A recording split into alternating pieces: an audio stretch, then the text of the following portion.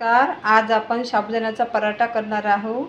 साबुदाण्याचा पराठा उपवासाला छान लागते. नेहमी उसळ खाल्ल्यापेक्षा एकदा आपण साबुदाण्याचा पराठासुद्धा करून पाहायला पाहिजे आणि खूप क्रिस्पी लागते. त्यासाठी मी साबुदाणा घेतलेला आहे. 2 घंटे साबुदाणा मुरू घातलेला आहे आणि चांगला मुरलेला साबुदाणा आहे. 1 प्लेट घेतलेला आहे. बटाटा मी उकडलेला बटाटा किसून घेतलेला आहे चांगला, त्यात गुठळ्या वगैरे काहीच नाही. आणि शेंगदाण्याचा कूट घेतलेला आहे बारीक करून मिक्सरमधून. आणि 5-6 हिरव्या मिरच्या घेतलेल्या आहे. थोडंसं जिरं घेतलेलं आहे आणि चवीनुसार मीठ घेतलेलं आहे. साबुदाण्याचा पराठा हा खूप क्रिस्पी आणि खूप चवीला छान लागतो. नेहमी उसळ खाल्ल्यापेक्षा एकदा साबुदाण्याचा पराठा आपण नक्की खायला पाहिजे. पोरांना आवडते, लहानांना मोठ्यांना सर्वांना साबुदाण्याचा पराठा खूप आवडतो. चला तर आपण साबुदाण्याचा पराठा बनवायला सुरुवात करूया.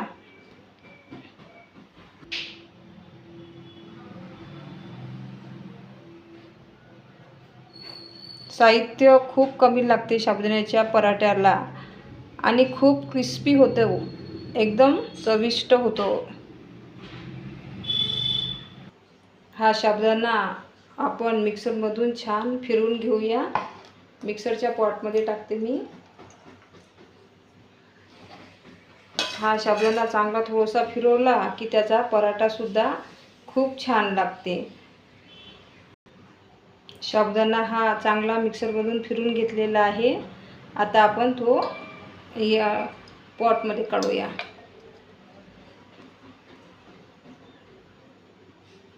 आता त्यातच बटाटा उकडलेला आहे, चांगला क्रॅश केलेला आहे, तो बटाटासुद्धा घालूया. त्यातच थोडं शेंगदाण्याचं कूट पण टाकूया. त्यात थोडंसं जिरं,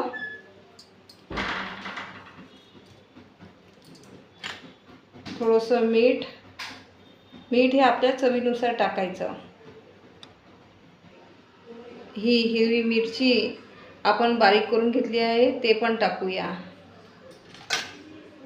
आणि आता हे चांगलं सारण आपण चुरून घेऊया.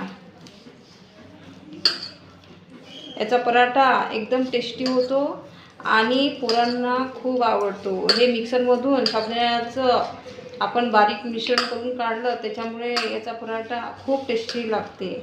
आपण यात पाणी नाही टाकायचं. पाणी कसं बटाटा आपण उकडलेला असल्यामुळे तसंच बटाट्याला हे राहते, ओलसरपणा राहतो. हा चांगला आपण चुरून घेऊया.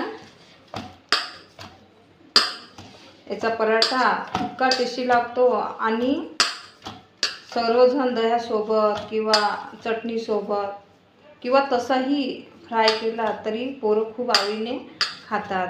पहा याचा छान असा गोळा झालेला आहे. मस्त क्रिस्पी असा पराठा तयार होतो आणि पहा किती सॉफ्ट पण झालेला आहे. थोडंसं छान तेल लावून घेते.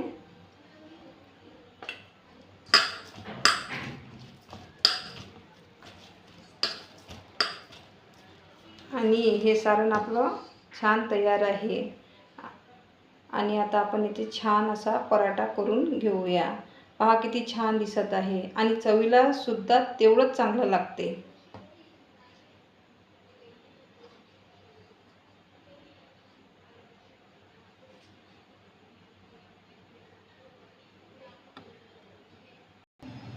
पॅन ठेवलेला आहे आपण, त्यात थोडंसं तेल घालून घेऊया पराठ्यासाठी. आणि आपण हे पॉलिथिन टाकलेलं आहे पोळपाटवर.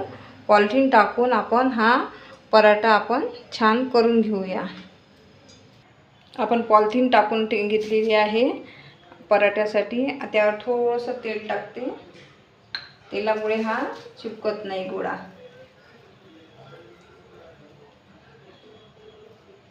हा आपण असा छान थापटून घेऊया.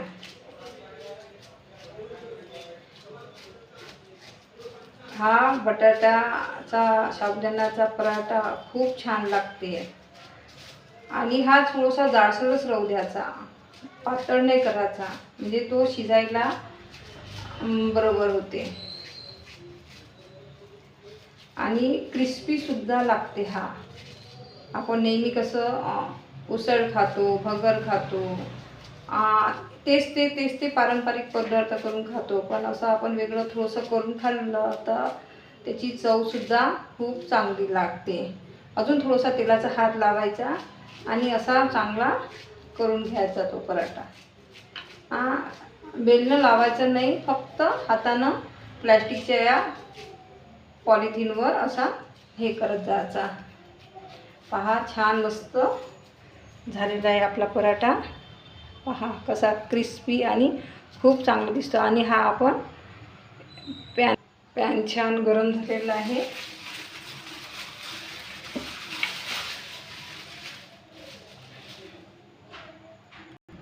हा आपला छान पराठा आपण पॅनमध्ये टाकूया.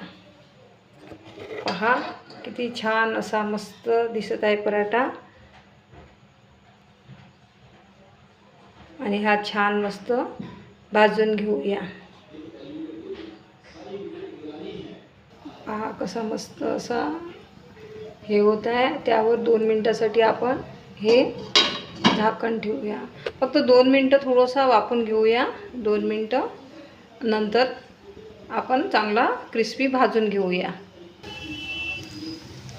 पहा छान मस्त क्रिस्पी पराठा बटाट्याचा साबुदाण्याचा तयार आहे. पहा किती मस्त असा भाजल्यासुद्धा असा चांगला गेलेला आहे.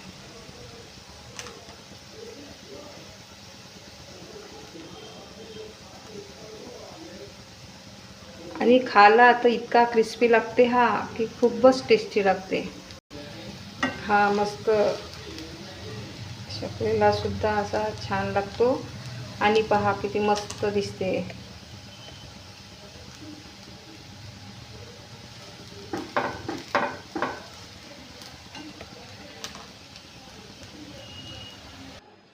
पहा साबुदाण्याचा चांगला क्रिस्पी पराठा तयार आहे. आपण दह्यासोबत किंवा सॉसबरोबर सुद्धा खाऊ शकतो. आणि उपासाला तर हा चालते. तेव्हा हा पराठा तुम्ही नक्की करा. आणि तुम्हाला माझी रेसिपी कशी वाटली ते नक्की सांगा. उपासाला नेहमी उसळ भगर हे बाकीचं खाल्ल्यापेक्षा एखाद्या वेळेस रात्रीचे पराठे हे करून पाहिले तर खूप छान होते. आणि करायलासुद्धा ही रेसिपी सोपी आहे. एकदा तुम्ही नक्की करा. आणि तुम्हाला माझी रेसिपी कशी वाटली ते नक्की सांगा. आणि आवडत असल्यास लाईक सबस्क्राईब करा. ही दह्याबरोबर खूप छान लागते. आणि चवीला तर पाऊच नका, खूपच छान लागते. बटाटा चांगला किसून टाकल्यामुळे याची चव अजूनच चांगली होते. तेव्हा ही रेसिपी तुम्ही नक्की करून पहा. आणि आवडत असल्यास लाईक सबस्क्राईब नक्की करा. आपल्या मुलांना अशी हेल्दी रेसिपी करून द्या. पहा किती छान असं मस्त कलरफुल पराठा आपला तयार आहे. माझी रेसिपी जर आवडत असल्यास लाईक सबस्क्राईब नक्की करा. धन्यवाद.